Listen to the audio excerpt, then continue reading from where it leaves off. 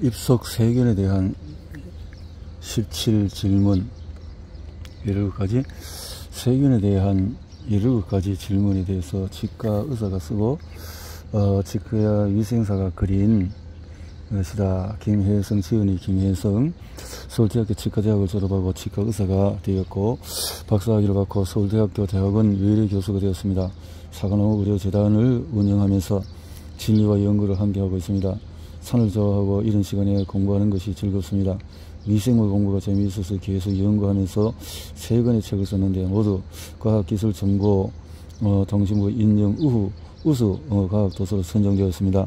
미생물과의 공존, 입속에서 시작하는 미생물 이야기, 또 미생물과 공존한 나는 통생명체다가 바로 그것이다.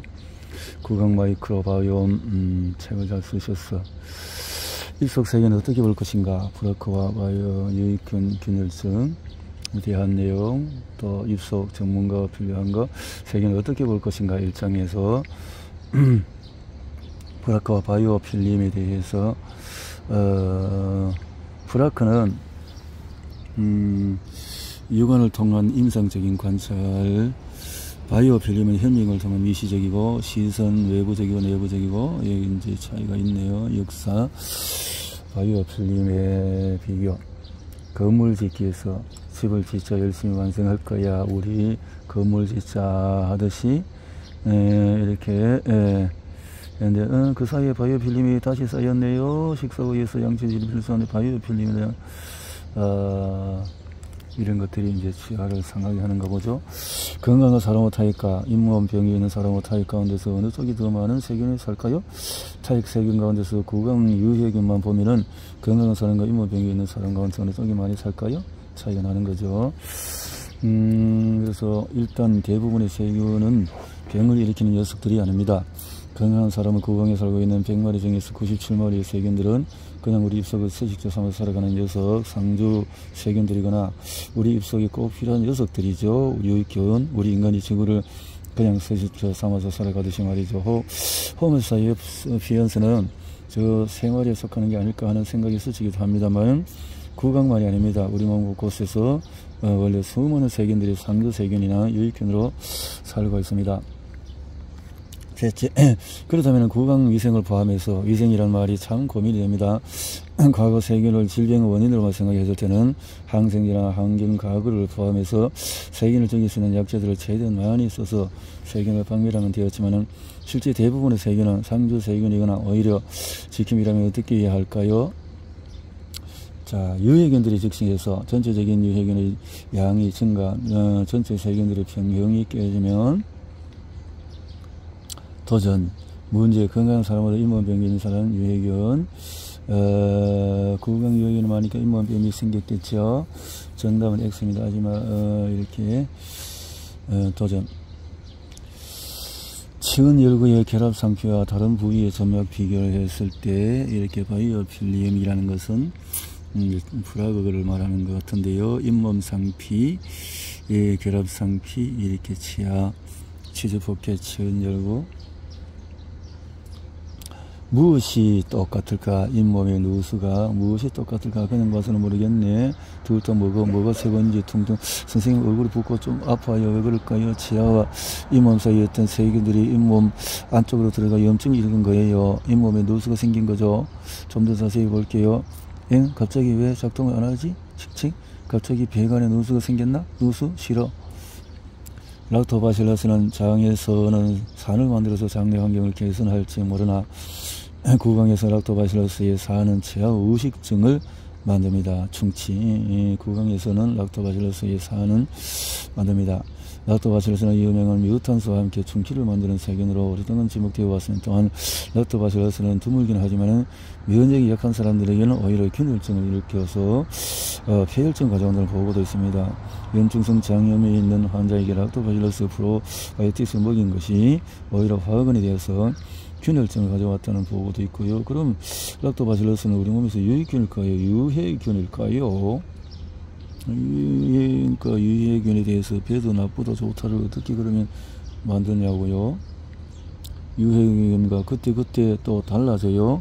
원장님 좋은 거 드시고 유산균 먹고 이렇게 했는데 상황에 따라서는 그럴 수 있다는 거죠. 균열증은 대부분 일시적으로만 일어납니다. 우리 몸의 방어기능 면역세포족입니다. 우리 몸의 면역세포들은 우리 피부와 구강과 장관 또 어느라도 미생물에 노출되면 심지어 혈관으로 들어온 세균들까지도 포식해서 분해하거나 서로 긴장관계를 유지하며 균형을 통해서 우리 몸의 염증 반응이 너무 과하지 않게 조절하죠. 그래서 가벼운 상처가 나거나 심지어 발치를 해도 늘 항생제 기댈 필요는 없습니다. 항생제는 꼭 필요할 때만 사용해야 하죠. 그렇지 않으면 항생제 저항성이 라는 문제가 생기는 거죠. 균열증을 방어하는 우리 몸의 면역은 이렇게 대식세포를 통해서 균혈증이 생긴다. 우리 몸의 균혈증과 폐혈증의 차이는 증상은 없고 균혈증, 폐혈증은 바이탈 사인의 변화, 원인은 미생물 침투, 우리 몸에 염증 반응이 있고 폐혈증은 평소에 적절한 생활 습관과 항생제, 항염제, 바이탈 사인, 평형을 대책 이런 거 하면은 폐혈증이 생기기 쉽다. 대처는 그렇게 하지만 균혈증 선생님 제가 양치를 하고 있는데요. 불떡불떡 잇몸에서 피가 났어요. 항생제 처방해 주면 안 될까요? 항생제 세균 감염 막는 당장 도움 줄 수 있지만 장기적으로 세균 감염이 더 잘 되게 만들 수 있는데 괜찮으시겠어요? 잇몸에서 피가 났을 때처럼 혈관이 균이 침투할 수 있는 균혈증이 일상으로 흔히 존재하는데요. 이제 균혈증이 발생하면 우리 몸의 면역세포가 외부에서 들어온 균을 방어하고 염증을 억제합니다. 자, 타액을 통한 질산염, 재순환, 시금치, 침이보약이다. 옥천의 맑은 물로 연근을 적신다. 옥천 삶혀서 수련하면 장수할 수 있다. 건강을 위해서 옥천을 만드는 수련증이죠. 셀프 건강 보조제. 왜 그렇게 침이 중요한 거죠? 면역, 혈압조절, 항노화, 항염, 항암 이렇게 다 할 수 있는. 그래서 침 속에는 혈액보다도 20이나 많은 산화질소 재료가 들어있답니다. 혈액보다도 20이나 많은 산화질소, 탄탄하게는 산화질소는 우리 몸의 건강에 도움을 주는 것인데, 이러한 침 속의 산화질소 재료는 입안에서 상주하는 구강세균들에 의해서 음식이 들어오는 다른 재료들과 합쳐서 혈관으로 재흡수가 되고요. 그래서 결론적으로 음식을 오래 씹을수록 침이 많이 나오고 산화질소 재료들이 쏟아지겠죠. 산화질소, 침이. 필자 임플란트 관리 프로토콜, 급성염증, 만성염증, 붓는다, 아프다, 그 증상이 거의 없다, 눈으로 봐서 확인이 어떨까, 감기, 폐렴, 암의 잠재 원인은 고혈압 등등 만성염증을 일으키고 생활습관에서 약으로 이렇게 하는 거고, 급성염증은 또 해결은 항생제 이렇게 하긴 하지만은 약은 안 된다. 만성염증은 안 된다. 급성은 항생제 한다. 그러나 또 장기적으로 봤을 때는 단점이 있다라는 거죠. 자, 입속 세균과 폐색, 지방 없애기 건강. 우리는 지방들이다. 지방이 많으니까 심혈관 문제가 생기네.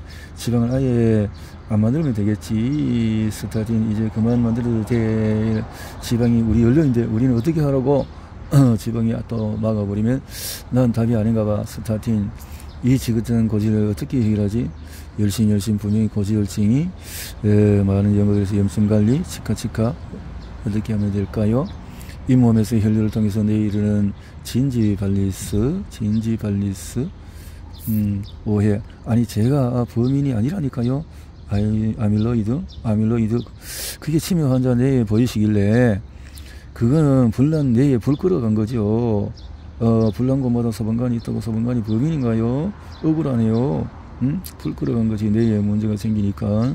아밀로이드가 범인은 쟤네들이라고요. 염증들이라고요. 염증은 또 왜 생기나? 염증을 일으키는 물질이 범인이지. 할머니 치매 원인이 입속에 있는 세균 때문일 수도 있는데요. 할머니 절대 치매 걱정 없도록 내가 평생 관리해줄게. 할머니 위생사잖아. 걱정마. 우리 손녀는 절대 있지 않을 테니까. 벌떡 할머니. 구강 미생물이 혈류를 통해서 췌장에 도착해서 문제를 일으킨다는 것입니다. 췌장에서 구강 잇몸에 병이 있으면은 양치할 때 피가 나죠. 뿐만 아니라 우리가 의식하지 못하더라도 칫솔 지나 심지어 밥 먹을 때도 구강미생물은 혈류를 침투할 수 있습니다. 실제로 구강미생물은 췌장의 도관에 끼어 있는 플라크에도 발견이 되니까요. 둘째로 구강미생물 중에서 특히 진지발리스의 독특한 능력입니다. 진지발리스는 인간의 면역세포를 피해서 다닙니다. 설사 이 녀석이 혈류를 침투해서 췌장까지 도달하고 그게 문제를 일으키는 과정에서 인간의 면역세포가 그 녀석을 감지하고 대처할 텐데 진지발리스 푸조박테리움, 진지 속의 염증, 산화적인 스트레스, 항암, 분자, 면역, 대사과정 조절, 비만 관련 발암성, 침묵의 살인자, 췌장, 나는 췌장암이다. 초기 증상도 거의 없고 다른 장기들 숨어있어 잘 보이지도 않는다고. 나를 방해할 수 이미 늦었을지도. 그래서 침묵의 살인자라고 불린다고. 췌장암이 음식인 데는 구강미생물을 발생했습니다. 구강에서 췌장까지, 구강에서 췌장까지. 입속 세균을 어떻게 관리할까? 칫솔질로 제거되는 플라크는 칫솔질을 멈춘다. 치은염지수. 양치질 잘 하셨나요? 양치질. 바스법으로 잇몸안까지 치아와 잇몸 사이 아늑한 이곳 칫솔도 잘 닿지 않고 우리가 시기엔 최소의 장수지. 여기까지 칫솔이 모두 칫솔질을 통해서 구내염이 맺히는 합성 계면활성제의 영향은 원인이 계면활성제 치약으로 추정된다는 구내염과 나은 후의 오른쪽의 모습인데요. 구내염, 계면활성제가 실제의 임플란트 관리 프로토콜은 모든 임플란트 시술한 자에게 가능한 치실, 치관 이렇게 구강 세정기를 사용을 권장을 한다고. 항균 가글제, 임플란트 전망염에는 구강 세정기를 통해서 항균 농축액물 이런 것들 통해서 하는 거 보죠. 치관 관리 오늘 양치질을 하고 왔습니다. 두둥치아해서 임플란트 치료한 뒤에 고생했습니다. 치료 끊었습니다. 이렇게 하는군요.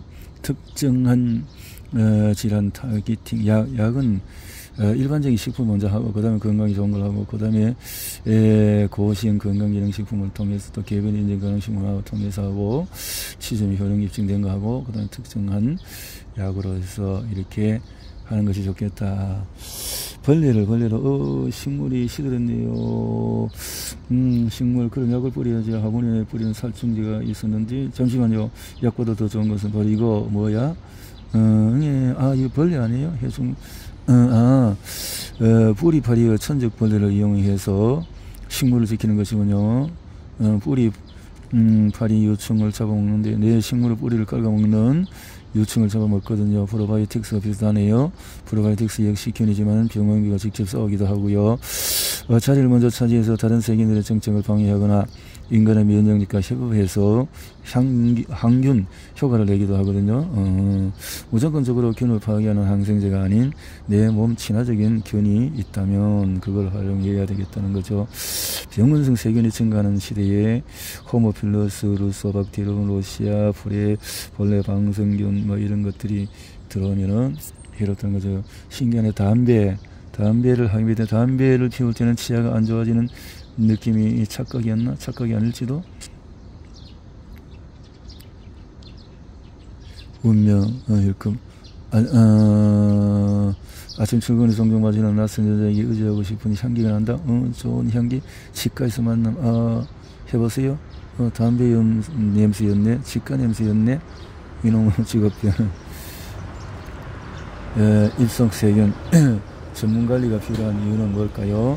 최근 들어서 미생물에 대한 관심이 높아지면서 입안에서 정상적으로 살아야 할 미생물을 변화시킨다는 걱정이 대두되고 있습니다. 헥사메딘이 구강생물을 변화시켜서 혈압을 높인다는 인성실험 결과지를 발표했습니다. 이 실험은 헥사메딘으로 가글을 한 후에 구강에서 일어나는 변화를 보여주는데요. 우선 구강 미생물에 많은 변화가 일어났습니다. 특히 산을 만드는 세균의 양이 증가해서 결과적으로 타액의 산성화가 진행되었는데요. 타액과 혈액 안에서 질산염과 아질산염의 농도가 낮아졌습니다. 수술을 통해서 헥사메딘 식사 다 하셨어요? 뭐 하세요? 이렇게 해서 헥사메딘 바다라 폭탄의 헥사메딘이 이 원인이라고 입속의 세균을 줄이는 가그력인데, 내가 타겟팅이 돼서 유해 세균뿐만 아니라 정상세포도 파괴를 해버린다. 이 때문에 헥사메드를 무분별하게 사용하게 되면은 입속의 정성미생물 변화를 먼저 일으켜서 염증과 치아 착색에서 그래서 혈압도 올라갈 수 있다고요. 그리고 아까 양치질 안 하시고 가글만 하시는 거 다 봤어요. 건강을 위해서는 가글보다 양치질이 필수해서 변하다고 그렇게 하지 말고 가글만 하지 말고 양치질을 하세요. 항생제 저항성이 문제다. 내성균의 발생 이 할 수밖에 너무 오남용을 하기 때문에 발시가 끝나고 난 뒤에는 다 했습니다. 처방전이 뭐가 빠진 것 같은데요. 보통 항생제 드시지 않나요? 항생제 꼭 필요하실 때 드세요. 일단 몸을 믿어보시고 입속에서 벌어지는 이런 새로운 상처 발견 이제 공격하러 가볼까 슬슬 감염들과 면역 담당 세포가 있으니까 우리 면역만으로도 충분하다고요. 생각보다 괜찮았지. 이렇게 스케일링을 처음 받은 사람들이 흔히 하는 걱정이 있다. 녀석이 너무 많아서 치과 가기가 창피한데 해보세요. 평소 가기를 잘 하셨나봐요. 치석이 좀 있으시죠? 전문가 치솔질만으로도 치아에 바이오필름을 제거해서 잇몸의 염증을 줄일 수 있다. 일 닦아주고 돈 받는 게 말이 돼요. 그렇게 비싸게 그래도 꼭 필요한데 환자를 위한 치료지만 오해받을 때면 씁쓸하다는 거죠. 좋은 일인데 결론은 21세기 미생물학의 혁명과 건강위생관리 패러다임의 변화는 통생명체에 대한 생각이라는 거죠. 통생명체. 그래서 입속의 미생물의 21세기는 통생명체를 생각하자. 해보세요. 뭐 이렇게 냄새. 이번이 정상적으로 헥사메딘 가글의 문제점이 있었네요. 입속 세균 전문가 관리가 필요한 이유는 미생물의 도움을 통해서 치과를 관리해보자.